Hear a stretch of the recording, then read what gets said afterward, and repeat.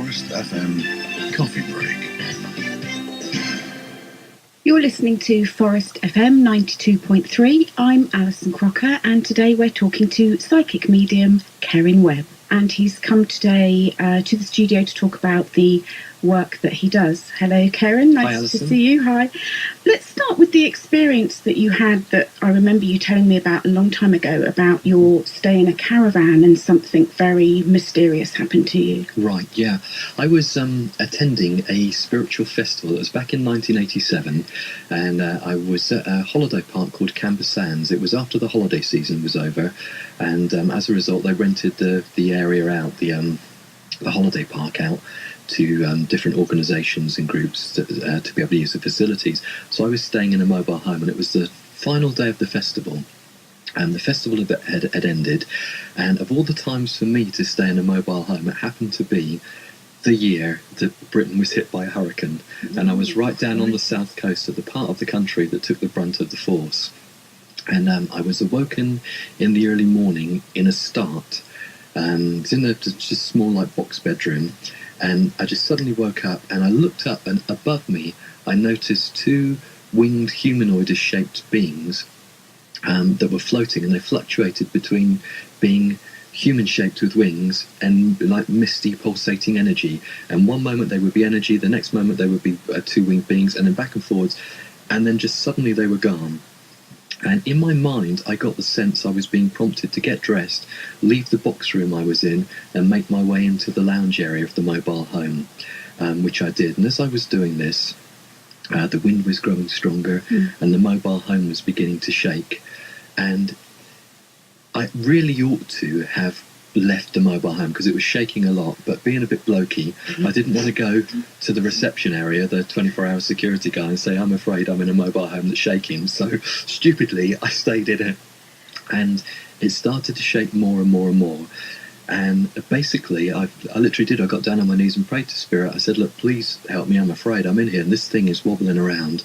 And then I then lay on, if you've ever stayed in a mobile home, in the lounge area, they usually have a large like settee that's fixed to the wall, around the wall and under a big window. So I spent some time praying for protection, and then I lay out on this couch, this settee, and literally like a locomotive hitting the mobile home, all of a sudden there was an almighty crash, and in the split second before the electricity that was coming through the cable, because the cable must have snapped as the mobile home was picked right up in the air, like the Wizard of Oz, Judy Garland in the house, right up in the air with me inside it. In that nanosecond that the electricity was still flowing through the cables, I saw myself, I was like suspended in midair. The cutlery that I'd had a party the night before, and I thought I've got ample time the next day to clear things up, so I left all the cutlery and everything on the table. The table was flying through the air, the cutlery was flying through the air, television was flying off the shelf, and it was just like I was suspended there, and then in the next instant I was gone. And I found myself floating some distance away into some soft wet grass, as the mobile home by this time had been literally upended, ripped to pieces by the storm. I had a car parked next to it. I've often joked about this afterwards. It was a hire car. Well, it was a lower car after the mobile home bounced off it. But, I can laugh about it now. At the time, it was terrifying. So the car was crushed. It knocked down a wall. Somehow, I guess when it was spinning around, it took the end off a neighbouring mobile home. But I found myself literally floating into some soft wet grass some distance away. And my senses, the two, I'd like to think of them as my guardian angels. I communicate with my guides now, and these were like guardian angels. They woke me up. I saw them. I don't usually see spirit externally, only occasionally. It's usually in my mind. But on this occasion, it was very clear. There's pulsating between humanoidish with wings and energy and back and forwards. And there I sustained one cut on my ankle, like a small cut that they took me to Eastbourne Hospital, needed one stitch, so I was practically unscathed. And it was the most incredible experience, but I sensed the prompting to get out of that bedroom and go into the large lounge area. And subsequent to this, I've tried to figure out, well, what went on there, and my guess is I probably went out through that large full-length window, whereas if I'd have stayed in the box room with a small window that was about 2 feet square, it would have been harder to take me through that. So I think they somehow got me to go out through the window, Yeah. which broke easily or broke before I went through it. I Yeah. don't know. And then there I was, quite some distance away, floating into the grass. I can remember that now. It's backwards, like arms and legs out, and then just suddenly, and there I was, absolutely fine. And the hurricane force winds were picking up parts of what was left of the wall. I don't know what it had been, like wood, I guess it was made of or something. But it was broken into shards, and it was throwing these bits of stuff around in the wind. So even that, it was quite dangerous after that. So sorry to interrupt, Yes. how long would you say this whole episode lasted for? Because it sounds like seconds. Or was it more minutes? Or If we take it from when I was first prompted, I guess from waking up to being it's a long time ago, maybe 45 minutes from the being woken up and seeing the humanoidish beings, yeah, then getting dressed, then going into the lounge area and praying and trying to think, shall I go out and see the security guy or not? But then in the instant, when this happened, it literally was seconds. it literally was. I remember speaking to a guy, was on a course with me, a mediumship development course. He was ex-American Marine, I believe. And I talked about how in similar situations it's like your brain starts to function at ultra fast speed, and it's like everything going on around you is in slow motion. And he's told me, I don't know whether it was in combat or whether in live fire training or something like that, but in his military time, he too had experienced in stressful situations like everything seems to slow down and you function really fast. And I guess that's why it seemed to me I was suspended in midair. When in actual fact I was probably flying through the air, but it just seemed like everything just for a split second went into slow motion, and then I landed in the grass. That's incredible. That Yeah, really it is is. amazing. Would you say that was the start of your psychic ability, your mediumship? Was that the prompt? Was it that experience that prompted you to develop, or was there an interest before then? I've been interested in it since as far back as I can remember. Back in primary school, I used to sit there. I remember at Christmas in classrooms, we used to make paper chains to make Christmas decorations. And as a kid, if I don't know what age, I would be sitting there trying to psychokinetically make the paper chain swing. But this wasn't the first. I was knocked over by a truck a few years before this in Bournemouth. It crushed my bike and knocked me over. But I actually felt like somebody grabbed me by the scruff of the neck and pulled me off my bike and out of harm's way. But it was a truck with a dangerous load of scaffolding, and to the oncoming traffic it looked like I was hit by scaffolding, but I was unscathed. And I just flew through the air, and from my perspective, 1 minute I was cycling along the road, the next minute it felt like somebody grabbed me by the scruff of the neck and just pulled me through the air. And the psychic experiences have been going on for a long time, but it did start to amp up, and I think these incidents made me more aware. And then I had an experience. Shall I share it with you how I got to know my that God? would be very interesting. It was a long time ago, but after this was 87, so probably a year or two later, I had been sensing spirit communicating with me more directly, and I was in my bedroom at the time, and I remember, I'm very analytical, as you know, and I sensed spirit talking to me, so I kind of looked up at the ceiling as I do when I talk to spirit, and I said, look, I'm really analytical, I need to know I'm not deluding myself here. Please will you give me a sign? And I'm a bit of a bookworm, and I had literally about 400 books piled up in the corner of the room because I didn't have bookshelves there. And I'd read about a phenomenon that the author Colin Wilson talks about called the library angel phenomenon, and that's you open a book randomly and something meaningful presents itself. So I said to Spirit, I said, okay, look, I need to know this is for real, and I've been told if I ask you as a guide, you can give me your name. Please tell me your name. And in my mind I heard the name Aurora. So I said, okay, thank you, Aurora, but I'm really analytical. I need some extra proof, please. There's about 400 books there. I'm going to pick one of those books up and open it randomly, and I'd be really grateful if you could give me something to do with the name Aurora. And I used to read a magazine called Prediction Magazine, and I'd ordered the very good advertising. They'd advertised this book on what they called Romany Magic. It was a reprint. I think they might have said it was going to be a collector's item or something like that. Yeah. So I bought the book, which I never read. But it was sat on the top of this pile of 400 books, and I thought to myself, what book should I pick? And I thought, I know, it arrived that day or the day before or something like that. I thought, I know, I'm going to pick up the book I've never, ever read. And I opened the book, went for about the middle of the book, I opened it like that randomly. I looked at the right-hand page, I think it was, and my heart sank because it just mentioned the planet Pluto in astrological terms. But of course, you open a book in the middle, there's a right page and a left page. I looked at the left page, it said, Eos, goddess of the dawn, also known as Aurora. I looked in the index. That was the only page in the book other than the index that pointed to that book. So I asked her, she gave me her name, I asked her for a sign at 400. If we were to do the maths on this, if we average every book was about 300 pages, 400 times 300, and I picked one, but I mean, it could be that the name Aurora was in another book, but I mean, the odds on that were quite astronomical. Yeah. My goodness me, that's incredible. That is amazing, isn't it? Yeah. So your psychic work today, what kind of people come to see you for readings, and what would you say to people who maybe don't believe and they think, oh, this is a load of old tosh? Well, okay, I'll come to the second question first, if I may. The science is actually on the side of those that are of the opinion that psychic phenomena is for real. There is a scientist in America, many scientists working on things like this, mediumship and psychokinesis and telepathy, but there's a scientist in America called Professor Gary Schwartz, who works at Arizona State University, and probably for the last 20, maybe even 30 years, but certainly about the last 20 years that I'm aware of, he's been researching psychic mediumship, and he's tested some of the world's top psychics and mediums, including the television psychic John Edward. And they have generated odds of 100 trillion to 1 against chance.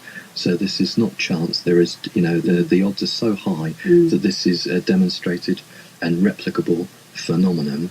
And they have shown that the best psychic mediums are very accurate, about 80% accurate. So there is a margin of error. None of us are 100% accurate. Yeah. Then there was Professor Archie Roy, unfortunately passed away, I think, a year or two ago. But he was, I believe, from Glasgow University.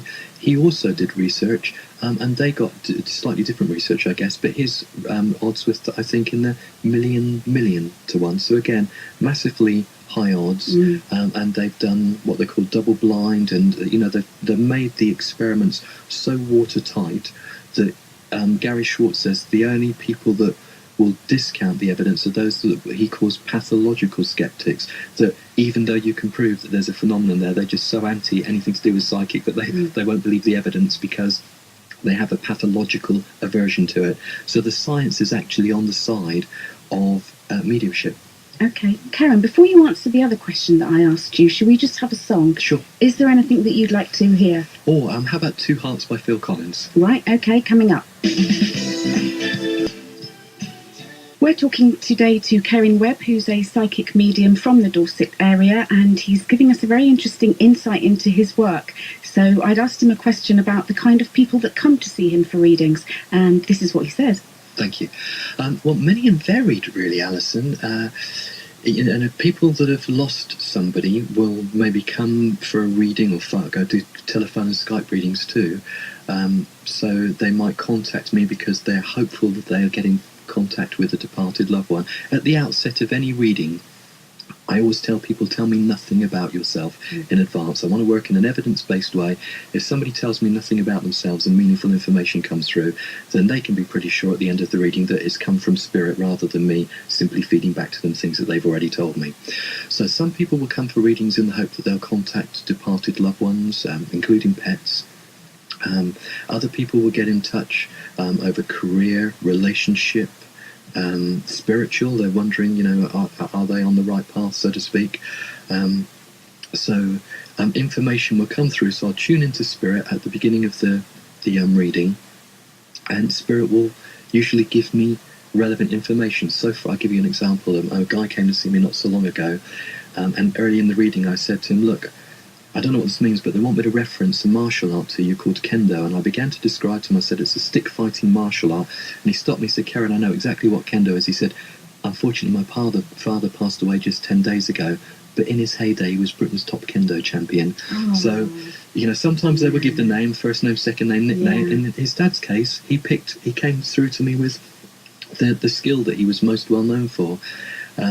Spirit can be quite ingenious in getting names across. If they want to give me like a name that's familiar in our culture over here in Britain, I don't know, Fred, Sally, something like that. It's usually quite relatively easy for them to get that to me. But I was doing a reading for a woman in America about 3 weeks ago by Skype, and I think she'd given me as her first name, I think the name was Sharon, but it was certainly an Anglo-Saxon name. But partway through the reading, I said, look, Spirit is showing me two symbols and they're tapping together, and I've got to make the sound ting, ting, ting, but I don't understand what this means. She said, I do, Kerin. She said, I'm Chinese American and my Chinese first name is Ting. Now, I'd never have got the name Ting because I don't have a reference for that, so I had to make the sound. Yeah. And they gave me the sound, and I gave it to her. It's like driving blind. I didn't know what it meant, but I've learned now to offer it because Spirit knows what they're doing, even if I don't. And she said, yeah, it's my first name, my real first name. That's incredible. Isn't it amazing? Yeah. Oh, that's lovely. And it's very kind of comforting to people to know that they can come and see you and get in touch with loved ones and animals, because we mustn't leave the animals out. No. So yeah, that's really nice.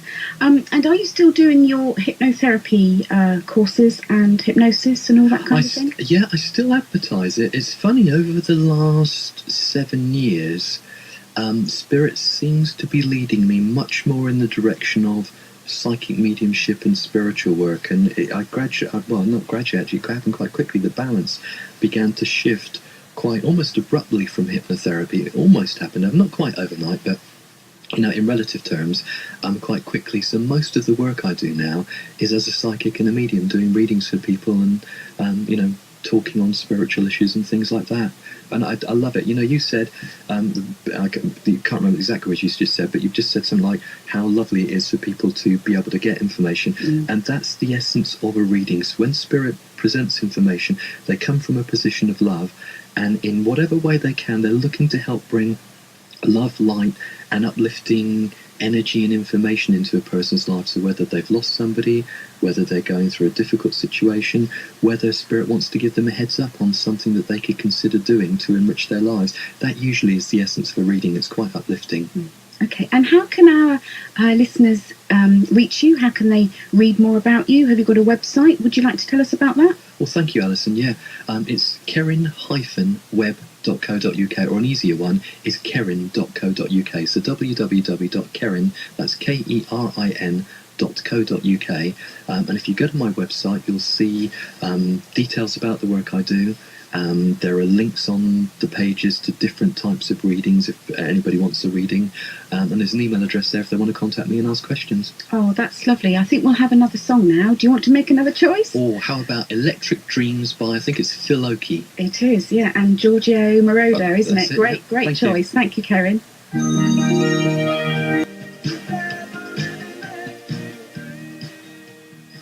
We're talking to Kerin Webb, psychic medium from the Dorset area. We've just had another song, and just one more question, Kerin, if I may ask you. Are spirits interacting with us all the time, and how do we look out for signs that they're around us? Thank you, Alison. Yeah, I find that the spirits of our departed loved ones and spirit guides are intimately involved in the lives of the clients I communicate with, and I think we can extrapolate that across and say the same applies to everybody else in the world. Let me give you an example. Let's see. Okay, here you go. I was doing a reading not so long ago, and at the beginning of the reading I was led to reference, bear with me, I can't remember the name of the particular spirit guide now. I just remember it's what for me was the name of an obscure guardian angel, and it's that obscure now, it's dropped out my head, I can't remember what it was, but at the time I thought, they're referencing this obscure guardian angel's name that I need to give to this lady.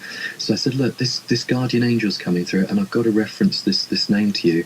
And she said something like, I can't, it's amazing that you've said that.